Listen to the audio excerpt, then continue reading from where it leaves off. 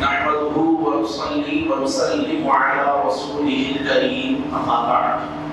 حضرات سامعین کرام، گزشتہ روز آپ نے حج سیریز کے اندر اور حج کے ان بیانات کے اندر مکہ مکرمہ کی فضیلتوں کو سماعت فرمایا.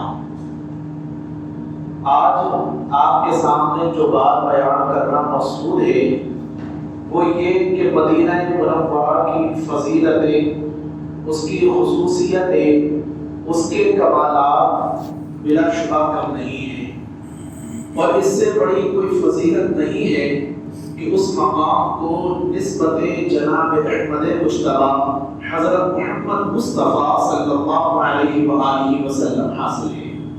کسی ادیب نے بڑے خوبصورت ادبی انداز کے اندر یہ بات کہی ہے کہ ایک مرتبہ مکالمہ ہوا زمین کا اور آسمان کا، اور آسمان نے فخر کے طور پر یہ کہا زمین سے کہ بتا تیرا کیا مقام ہے کہ تو پست سے بھی زیادہ پست ہے، اور مجھے رفعتوں کا مالک اللہ تبارک و تعالیٰ نے بنا دیا ہے.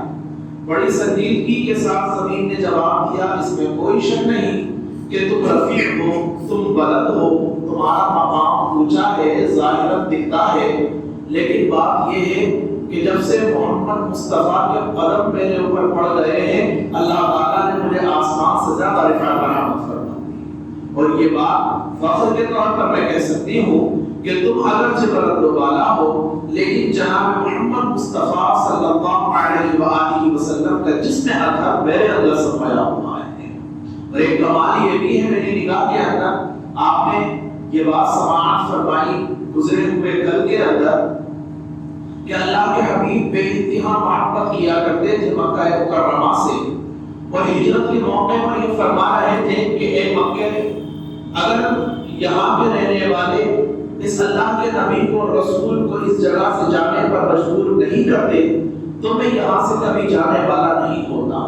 لیکن ایک موقع آیا کہ فتح مکہ کی شب میں اللہ کے رسول پھر لوٹ کر آئے، اور اس طرح شان و شوکت کے ساتھ لوٹ کر آئے کہ باطل کا کمر توڑ کر رکھ دی، اور سب کچھ اللہ تبارک و تعالیٰ نے آپ کے قدموں کے اوپر حکمرانی کے طور کے اوپر بٹھا دیا.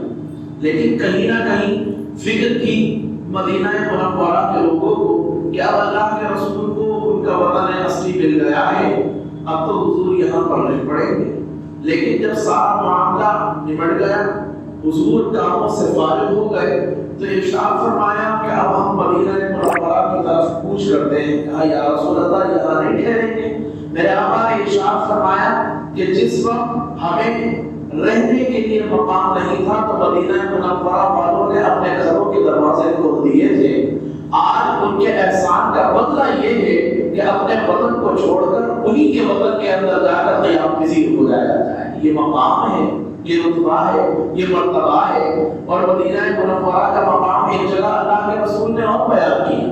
ایک موقع تھا کہ جب مال غنیمت حاصل ہوا تھا، اور حضور نے اس مال غنیمت کو مہاجرین کے درمیان، یعنی ان لوگوں کے درمیان تقسیم کر دیا جو مکے سے اللہ رسول کے نام پر ہجرت کر کے مدینہ منورہ آئے تھے. اور مدینے کے وہ لوگ جنہوں نے حضور کے ساتھ شانہ بشانہ دشمن کے ساتھ مقابلہ کیا، ان کو غنیمت کے مال میں سے کوئی حصہ نہیں ملا. تو ان کے کچھ نوجوانوں نے آپس میں یہ گفت و شنید کی کہ تلواریں تو ہماری بھی تھی، سینے تو ہمارے بھی تھے، سعی اور کوشش تو ہماری بھی تھی، لیکن حصہ ہمیں نہیں ملا، سب مہاجرین کو مل گیا. رسول اللہ کو یہ بات پتہ چل رہی صلی اللہ علیہ وآلہ وسلم. میرے آقا نے ان کے امیر کو بلایا، ان سے گفتگو کی، اور پھر ارشاد فرمایا کہ اپنے قوم کو حکم دو کہ اس احاطے کے اندر سب جمع ہو جائیں. یہاں تک کہ سب مدنی لوگ جمع ہو گئے. اگر کچھ لوگ آنا چاہتے تھے جو مکے کے تھے، حضور نے ان کو روک دیا اور منع کر دیا، اور ایک اونچے مقام کے اوپر کھڑے ہو کر مختصر بیان کیا، اور بیان کے چند جملے تاریخ نے اپنے سینے کے اندر محفوظ کر لیے. اور وہ یہ تھا کہ حضور مدینے کے لوگوں سے یہ کہہ رہے تھے کیا غمزدہ ہو، کیا پریشان ہو، کیا تمہارے دل کے اوپر کوئی اثر پڑا ہے کہ میں نے مال ان کو دے دیا ہے، تو کیا اس کے اوپر تم راضی نہیں ہو کہ وہ لوگ مال غنیمت لے جائیں، اور تم جب یہاں سے لوٹو تو اللہ کا نبی محمد مصطفیٰ تمہارے ساتھ تمہارے گھروں کی طرف کو چل پڑے. لوگ چیخ پڑے, آنسو بہا رہے تھے اور کہہ رہے تھے یا رسول اللہ ہم راضی ہیں, ہمیں دنیا کا کوئی معلوم پتہ نہ ملے لیکن محمد رسول اللہ جیسی ہستی ہمیں مل جائے. یہ مدینہ منورہ کی اور مدنی لوگوں کی فضیلت ہے. اللہ کے حبیب نے ایک جگہ یہ بھی فرمایا ہے کہ اہل مدینہ کی محبت ایمان کا حصہ ہے, ایمان کا حصہ. اور وہ ہم نے اپنے بزرگوں سے سنا جو اس وقت کوئی اگر آدمی سنے یا کہتا ہوا مل جائے تو لوگ اس کو کہتے ہیں دیکھو صاحب بے دینی کی باتیں کیسی کر رہے ہیں, شریعت کے خلاف کیسی باتیں کر رہے ہیں. اللہ کے رسول نے فرمایا کہ جو شخص میرے شہر مدینے کی کسی صعوبت اور تکلیف کے اوپر صبر کر لے, خدا کی قسم کا قیامت کے روز اس بنیاد پر اللہ کے دربار میں اس کی شفاعت کروں گا اور اللہ میری شفاعت کے اوپر اس کو جنت عطا فرما دے. جو کہتے ہیں نا کہ وہاں کے پھول تو ہے ہی پھول, لیکن مدینے کا کانٹا بھی پھول ہے کہ اگر وہاں پر اس کی تکلیف پر صبر ہو جائے, کچھ کہا نہ جائے, گلا نہ کیا جائے, شکوہ نہ کیا جائے, تو اللہ کے رسول صلی اللہ علیہ وآلہ وسلم کی بشارت مرحمت فرما رہے ہیں. یہ بھی ایک فضیلت ہے مدینہ منورہ کی کہ اگر کوئی مسجد نبوی کے اندر میرے آقا نے فرمایا ایک نماز پڑھے, اللہ تبارک و تعالی اس کو 50,000 نمازوں کے پڑھنے کا ثواب عطا فرماتا ہے. یہ بھی ایک فضیلت ہے. حضور نے ارشاد فرمایا کہ مدینہ ایک ایسا مقام اللہ تعالیٰ نے بنا دیا ہے. مدینے کا پہلا نام ہے یثرب, اور یثرب کہتے ہیں برائیوں یا بیماریوں کے اڈے کو. لیکن جب سے وہاں پر مدینہ منورہ میں محمد مصطفیٰ کے قدم پڑ گئے ہیں, اس کی خاک کو بھی اللہ تعالیٰ نے شفا کے اندر تبدیل فرما دیا ہے. میرے آقا نے ارشاد فرمایا مدینے کا کمال یہ ہے کہ جس طرح بھٹی اپنے اندر جھوکے ہوئے لوہے کی گندگی کو دور کر دیتی ہے, اسی طریقے سے اللہ تبارک و تعالیٰ کے کرم سے میرا مدینہ آدمی کی گندگی کو دور فرما کر فقط اس کے اندر طہارت اور پاکیزگی کو واقع کرتا ہے.